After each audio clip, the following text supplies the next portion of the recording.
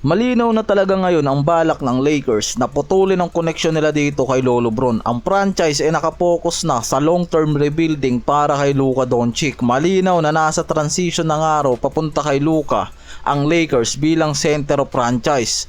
Dahil ayon na rin mismo sa ESPN report, hindi na nag-offer ang Lakers ng kahit na short-term contract o extension dito kay LBJ. Bago pa nito, kinuha ang 52 million na player option para sa 25 to 26 season. Meaning na ito na rin maaari nga raw ang last dance ni LBJ para sa Lakers. Dahil malinaw nga na magkakaroon na ng part ways sa pagitan ng Lakers at nitong si LBJ. Walang extension at magiging expiring pa ang contract niya sa susunod na season, kaya paniguradong hindi na to mag-i-stay pa sa Lakers. Parang kinakabahan na rin ngayon yung karir nitong si Bronny James dyan.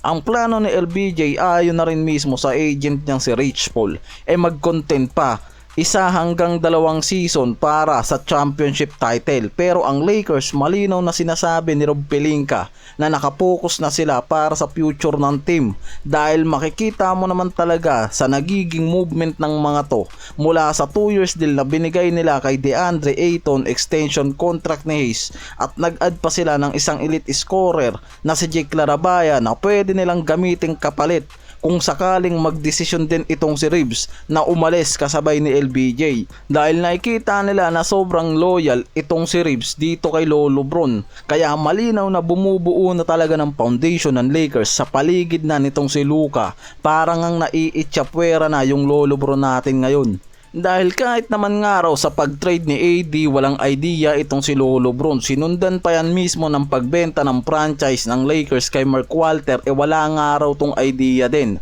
At yung isa pa dyan yung naging dinner nitong si Luka at ni Rob Pelinka sa labas hindi nga rin daw invited itong si Lolo Bron. Meaning na talagang mas aware na si Luka ngayon sa nangyayari inside and outside discussion sa Lakers. Kaya talagang nabubuo na rin ngayon yung mga issue sa pagitan ni LBJ at ng Lakers. Dahil kung tutuusin, 3 beses na pwedeng i-extend ng Lakers ang contract ni LeBron, pero hindi man lang nga raw yan pinukusan ng Lakers ngayon. Sinamantala nila ang player option para nga mapirmahan nitong si Lolo Bron. Para sa susunod nga na summer, expired na ang contract niya at hindi nila kailangan ng desisyon ni LBJ, dahil sa ngayon may no trade clause pa yan, kaya hirap silang gamitin yan sa trade at wala ring mga team na interesado sa trade ni Lolo Bron, lalo't kailangan pa nila ng desisyon ngayon ni LBJ.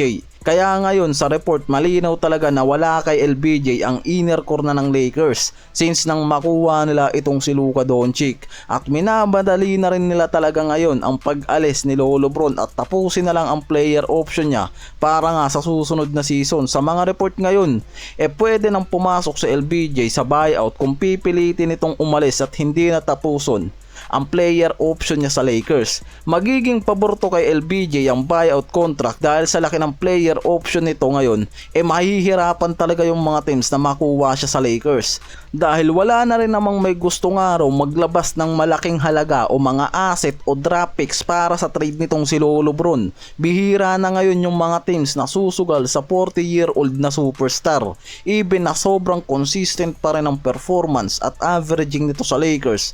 Hindi naman yung performance ang tinitignan dyan at yung numbers niya, kung hindi yung problema nito pagdating sa longevity ng karir niya, dahil nare-report na rin na malapit na sa tail end of career niya itong si LBJ.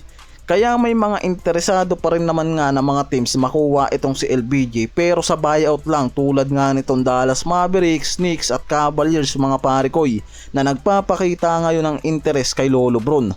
At syempre sa oras na mawala sa Lakers itong si LBJ malaking cap space din ang magbubukas sa mga to, at paniguradong mas makakapag-rebuild pa yung mga to at makakapag-retool sa paligid ni Luka Doncic. Kaya ngayon inaabangan na lang yung magiging desisyon ni LBJ kung tatapusin na lang nito hanggang sa susunod na summer ang player option niya o pipirma to sa iba at magdidesisyon na lumipat ng ibang team gamit ang buyout contract. Dahil mula naman sa Eastern at Western may mga teams pa rin na gusto siyang makuha pero sa buyout contract lang.